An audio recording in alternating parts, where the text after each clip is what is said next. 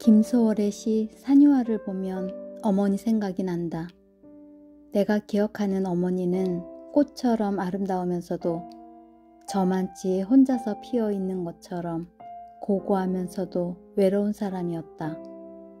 그렇지만 꽃이면서도 활짝 만개해보지도 못하고 가을, 봄, 여름 없이 지고만 꽃처럼 어머니의 삶은 고난의 연속이었다.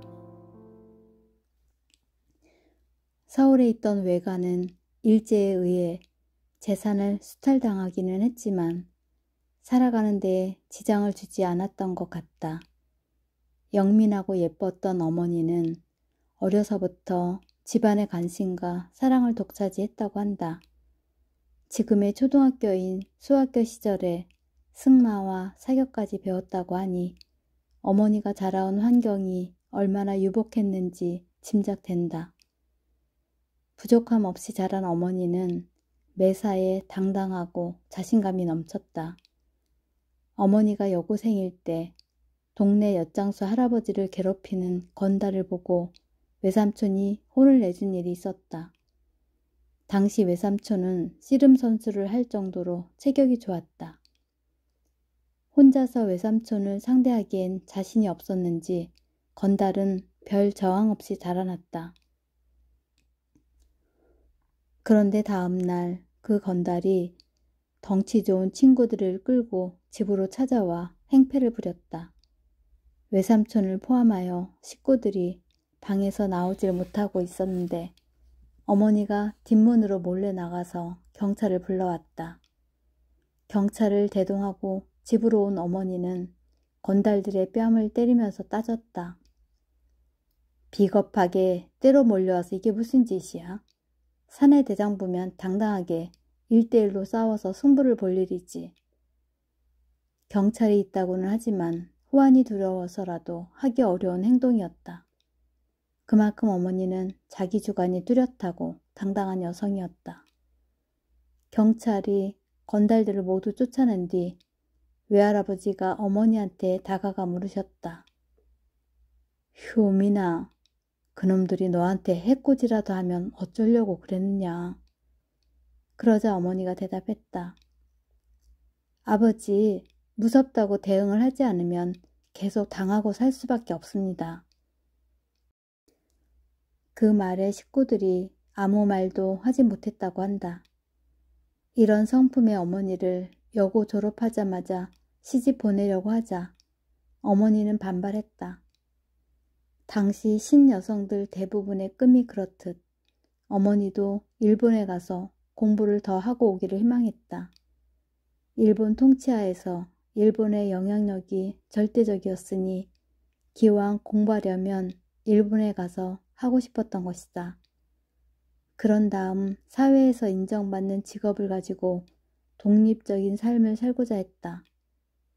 결혼은 안 해도 그만이고 하게 되더라도 먼 훗날 하고 싶었다. 그러나 외할아버지와 외증조모는 결사반대였다. 여자가 공부를 많이 해봐야 팔자만 사나워진다는 생각이 지배적인 시대였기 때문이다. 어머니의 희망사항은 외할아버지에게 오히려 위험하게 비쳤던 것 같다. 결혼에 대한 압박이 심해지자 어머니는 더는 집에 있을 수가 없었다. 가만히 있다간 금방이라도 나를 잡아 강제로 혼인시킬 것 같았다. 그래서 고민 끝에 일단 집을 나와 일본에 가기로 했다. 어머니는 식구들 몰래 집을 나와 친구가 있는 부산에 내려갔다. 그곳에서 며칠을 보낸 뒤 배를 타고 일본으로 갈 생각이었다. 가진 돈도 얼마 없었고 일본에서 당장 숙식을 해결할 데도 없었지만 내키지 않는 결혼을 할 수는 없었다.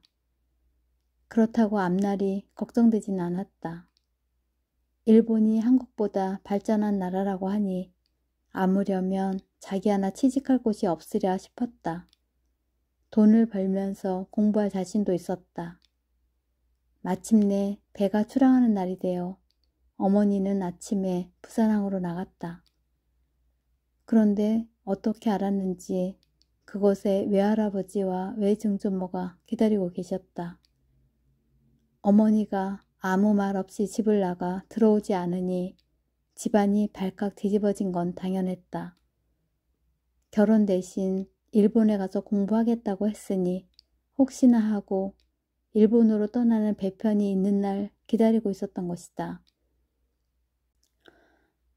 연로하신 외증조모까지 찾아 나선 걸 보니 어머니는 죄스러워졌다. 아이고 효민아, 효민아, 이 할미를 버리고 네가 어디를 가려고 한단 말이냐 하면서 펑펑 우시니 손을 뿌리칠 수가 없었다. 어머니는 결국 두 사람의 손에 이끌려 다시 서울로 올라와야만 했다. 며칠 사이에 눈이 퀭하고 수척해진 두 사람을 보면서 죄책감이 들었다. 어머니는 자기 방에서 사흘 밤낮을 두문불출하고 고민했다. 다시 집을 나갈 수도 있었지만 또다시 어른들께 심려를 끼칠 생각을 하니 마음이 약해졌다. 어머니는 결국 외할아버지가 권하는 신랑감을 만나보기로 했다. 집안에서 그토록 원하니 상대가 너무 싫지만 않으면 결혼해야겠다는 생각이었다. 남자는 대학생이며 큰 부자는 아니지만 돈 걱정은 하지 않아도 되는 집안이니 그만하면 괜찮은 혼처라고 외할아버지는 흡족해 하셨다. 신랑감을 본 어머니는 깜짝 놀랐다. 자신이 여고생일 때 한동안 자신을 따라다니던 대학생이었기 때문이다. 어머니를 마음에 두고 있던 그 남자가 어른들을 통해 정식으로 혼담을 진행한 것이다. 처음 보는 사람도 아닌데다 인상도 괜찮고 점잖아 보여서 어머니는 부모님 뜻을 따르기로 했다. 그렇지만 신랑에 대한 애정이 싹틀 정도의 호감은 아니었기 때문에 결혼 자체가 설레고 기쁜 일은 아니었다. 매사에 당당하고 잘 웃던 어머니는 이때부터 조금씩 웃음을 잃어갔다. 혼례를 올린 어머니는 남편을 따라 시댁으로 들어갔다. 즉, 나의 친가로 들어가신 것이다. 첫날 할머니는 어머니에게 이불을 한 채 내주셨다. 아가야, 이 이불은 소중한 거니까 잘 간직하여라. 어머니는 친정에서 마련해준 요와 이불이 있었기에 시어머니가 주신 이불은 고이 서랍장에 올려놓았다. 내심 평범해 보이는 이 이불에 무슨 사연이라도 있는 걸까? 궁금했지만 시어머니가 어려워서 감히 묻지는 못했다. 마지못해 결혼한 어머니는 조금씩 아버지에게 마음을 열어갔다.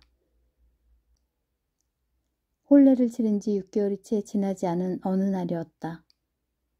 갑자기 일본 헌병들이 집 안으로 들이닥쳐 아버지 손에 수갑을 채우고 여기저기를 찢었다. 어머니 신혼방도 샅샅이 뒤지기 시작했는데 갑자기 한 헌병이 찾았다 하고 다른 헌병들을 향해 소리쳤다. 그러자 헌병들이 일제히 행동을 멈추고 그에게 달려갔다.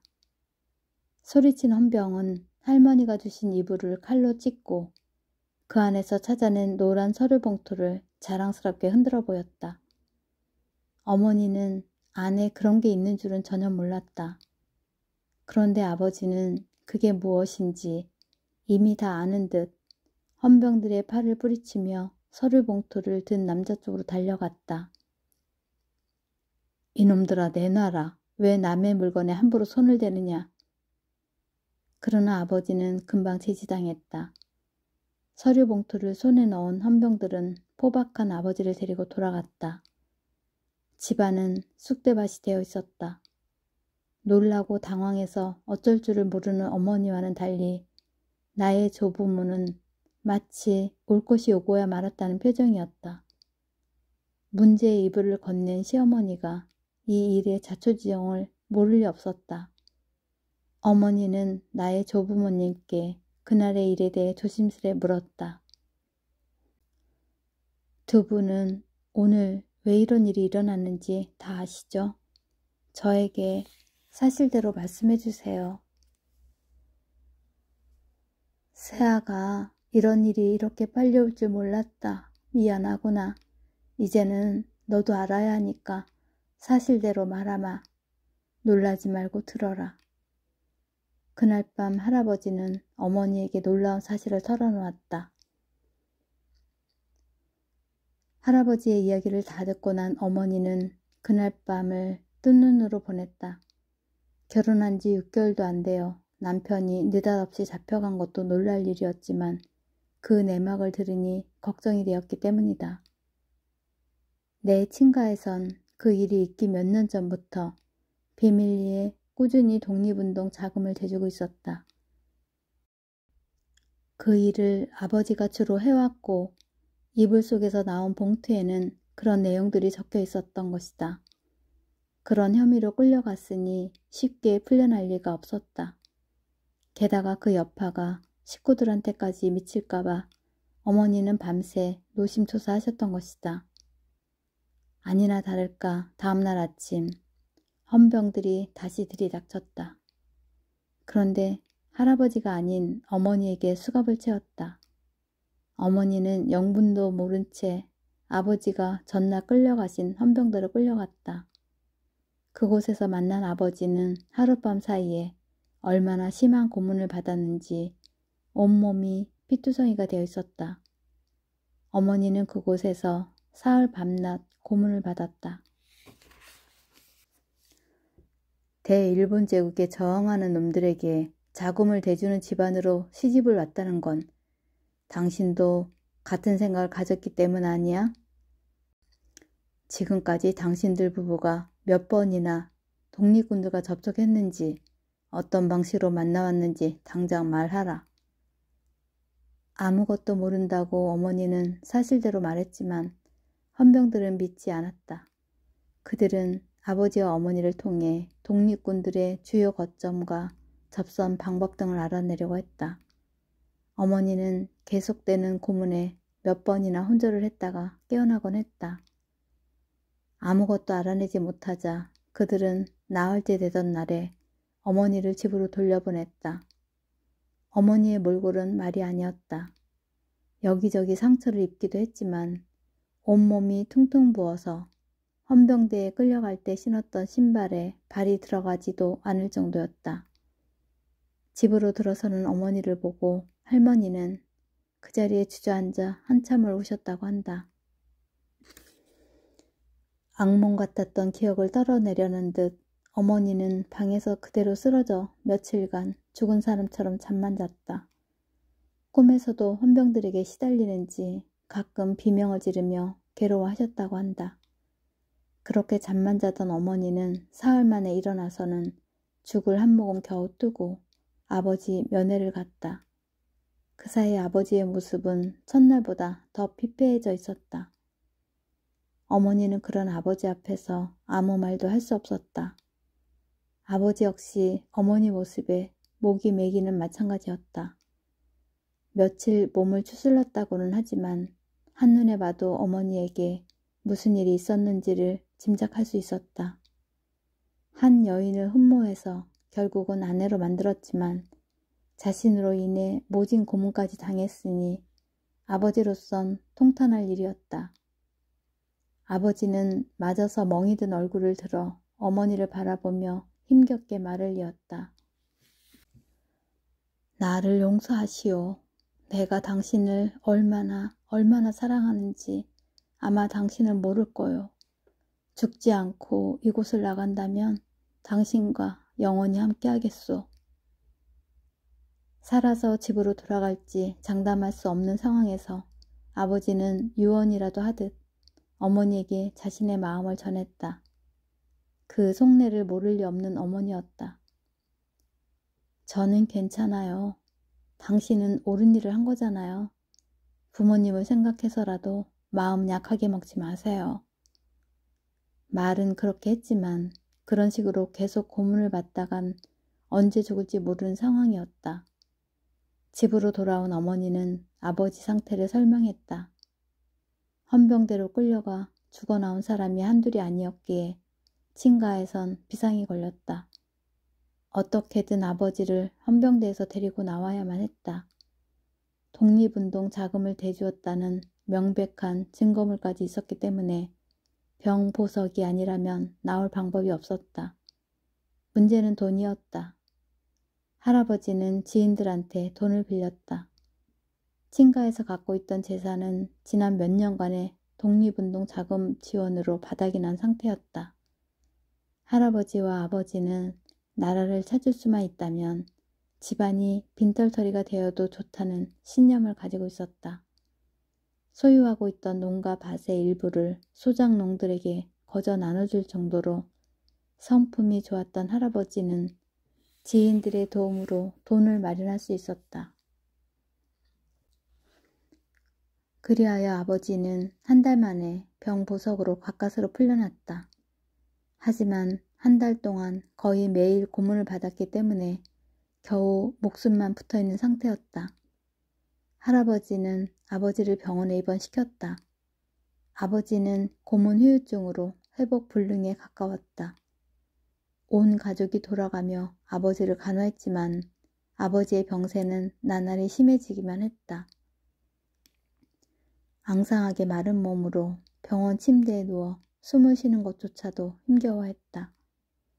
설상가상으로 친가 식구들은 살고 있던 집에서도 나와야 했다. 원래 살던 집마저 독립운동 자금으로 내주고 지인이 한동안 집을 비우게 되었다기에 그곳에 대신 들어가 살았는데 갑자기 그 집을 비워달라는 것이다. 할아버지는 가진 돈이 얼마 없었기 때문에 어렵게 단칸방을 얻었다. 그 방에서 할아버지, 증조모, 어머니, 고모 등 친가 식구들이 함께 살아야 했다. 하루는 이 소식을 들은 나의 외할아버지가 친가로 달려오셨다. 사돈될 사람들의 성품이 좋다고 소문이 나 있는 것도 마음에 들었지만 결혼을 서두른 가장 큰 이유는 돈 걱정하지 않고 살아도 될 집안 같아서였다. 그런데 부자였던 건 수년 전 이야기고 이제는 단칸방에서 온 식구가 살아야 한다니 외할아버지로선 기가 막힐 노릇이었다. 게다가 사위는 독립운동을 도운 죄로 고문을 받아 중환자가 되어 누워있으니 청천벽력이었다. 외할아버지는 사기 결혼 운운하며 어머니를 이제라도 데리고 가겠다고 했다. 친할아버지 입장에선 미안해서 어떤 변명도 할 수 없었다. 외할아버지는 당장 짐을 싸서 자신과 함께 가자고 어머니를 설득했다. 그러나 어머니의 태도는 요지부동이었다. 아버지, 저는 출가 외인입니다. 남편과 시댁이 공공하고 어려운 처지에 놓였는데 저만 살겠다고 버리고 갈 수는 없습니다. 어머니는 외할아버지의 손을 뿌리치고 친가에 남았다. 그때 어머니의 뱃속에는 이미 내가 자리 잡고 있었다. 어머니의 뜻이 워낙 강경한지라 더는 강요할 수 없었다. 친가 식구들이 그때 이사한 단칸방이 바로 서대문 형무소 담장 뒤에 있었다. 어머니는 그 집에서 나를 낳으셨다. 어머니는 산후조리도 변변히 하지 못한 채 명동에 있는 다방에 취직했다. 병보석으로 빚을 진 데다 당장 생활비를 벌어야 했기 때문이다. 그 다방은 일본인 상류층이 주로 드나들던 곳이었는데 어머니는 카운터에서 손님을 맡고 계산하는 일을 했다. 갓난아기였던 나는 조부모님이 보셨고 대신 어머니는 다방에서 퇴근하면 곧장 병원으로 가서 밤새 아버지를 간호하고 아침에 다시 출근했다. 아버지의 병세는 좀처럼 나아지지 않았고 어린 나까지 툭하면 아팠다. 어떤 날은 둘이 번갈아가며 고열에 시달려서 어머니를 더욱 절망스럽게 했다. 하루는 너무 답답한 나머지 어머니는 용하다는 점쟁이를 찾아갔다. 어머니를 보자 대뜸 전쟁이가 이렇게 말하며 혀를 찼다. 기구한 팔자로구나. 자식이 살면 아버지가 죽고 아버지가 살면 자식이 죽어. 둘 중 누굴 살리고 싶어? 어머니는 심장이 무너져 내리는 것 같았다. 둘 다 살릴 수 없나요? 안 돼. 점쟁이는 단호하게 말했다. 점쟁이 그 말이 마치 신의 예언이라도 되는 듯 절박해진 어머니는 떨리는 음성으로 말했다. 아이를 살려주세요. 점쟁이가 부적을 한 장 내주었다. 집에 오니 신기하게도 내 열이 내려 있었다. 그러나 그것도 잠시였다. 며칠 뒤 나는 다시 온몸이 불덩이처럼 뜨거워졌다. 그때 마침 우리 집에 외삼촌이 와 있었다. 나를 안고 병원으로 달려가던 중 외삼촌이 갑자기 걸음을 멈추더니 어머니에게 말했다. 효민아, 아기가 죽은 모양이다. 숨을 쉬지 않는구나. 오빠, 그럴 리 없어요. 어서 빨리 병원으로 가요. 병원 응급실에 도착했을 때 외삼촌과 어머니의 얼굴은 이미 사색이 되어 있었다. 환자의 상태가 얼마나 위급한지를 짐작한 의사는 서둘러 나를 침대에 눕혔다. 나를 살펴보던 의사는 침통한 목소리로 말했다. 아기가 죽었네요. 병원에 도착하기 전부터 내가 이미 죽었을지도 모른다고 생각하고 있던 두 사람은 의사의 사망 선고에 망연자실했다. 나를 다시 안으려는 외삼촌에게 어머니가 말했다. 오빠, 내가 업고 갈게요. 외삼촌은 나를 어머니 등에 엎혀주었다. 두 사람은 그렇게 병원을 나왔다. 얼마를 걸었을까? 갑자기 어머니가 걸음을 멈추고 혼잣말처럼 중얼거렸다. 작은 목소리였지만 결은했다. 이렇게는 안 되겠어요. 이렇게 보낼 순 없어요. 어머니는 발걸음을 돌려 병원을 향해 빠른 속도로 걸었다. 영문도 모른 채 외삼촌은 여동생의 뒤를 쫓아갔다. 이유를 물을 수도 없었다. 어머니의 얼굴은 죽음이라도 각오한 듯 비장해 보였다. 얼마 후 다시 병원 응급실에 도착한 어머니는 조금 전 그 의사에게 달려갔다. 선생님, 우리 아기를 이대로 보낼 순 없어요. 제발 어떻게 좀 해주세요. 이미 죽은 아기를 저보고 어떻게 해달라는 건가요? 선생님은 의사시잖아요. 그러니 뭐라도 좀 해보세요. 제발 우리 아기를 살려주세요. 매달리는 어머니가 안 돼 보였는지 의사는 아스피린 하나를 건넸다. 죽은 아기에게 아무 소용이 없을 걸 알지만 의사로선 그렇게라도 어머니를 달래서 돌려보내고 싶었던 것 같다. 어머니는 나를 데리고 집으로 와서 아스피린을 물에 개어 내 입에 억지로 넣었다. 그런 어머니를 외삼촌은 말릴 수도 없었다. 어머니의 행동이 그만큼 절박하고 숙연해 보였기 때문이다. 그런데 갑자기 미동도 않던 내가 입안에서 무언가를 탁 뱉어냈다. 동시에 머리 한쪽에서 갑자기 피가 흐르기 시작했다. 어머니와 외삼촌이 놀라서 나를 들여다보니 내가 힘이 하나마 숨을 쉬고 있었다. 아기가 죽지 않았어요. 아기가 살아났어요. 두 사람은 나를 업고 다시 병원으로 달려갔다. 숨을 쉬고 있는 나를 보더니 의사는 깜짝 놀랐다. 아이가 다시 살아났다니 믿을 수가 없군요. 피가 나오는 머리 부위를 당장 꿰매야 합니다. 수술을 마친 의사가 여전히 믿기지 않는다는 얼굴로 말했다. 수술도 잘 되었고 체온도 정상입니다. 외부 충격도 없었는데 머리가 그렇게 찢어졌다니 이해가 되지 않지만 그 때문에 열이 내려가서 살 수 있었습니다. 그렇게 나는 살아났다. 내가 생사의 경계를 오가다 가까스로 목숨을 부지하게 된 그 시각에 아버지는 병원에서 숨을 거두고 말았다. 그때 아버지는 22살이었다. 우연일 수도 있지만 어쨌든 점장이의 말대로 한 사람은 죽고 한 사람은 살아난 것이다. 자신의 비극적 삶을 본능적으로 예견했기에 어머니는 결혼을 그토록 피하고 싶었던 걸까? 19살의 가부가 된 어머니는 그날 밤 돌도 안 지난 나를 끌어안고 밤새 흐느끼셨다. 불과 1년여 만에 어머니는 전혀 다른 사람이 되어갔다. 집에 쳐들어온 건달들의 뺨을 때리며 꾸짖던 당당한 여학생의 모습은 어디에도 없었다.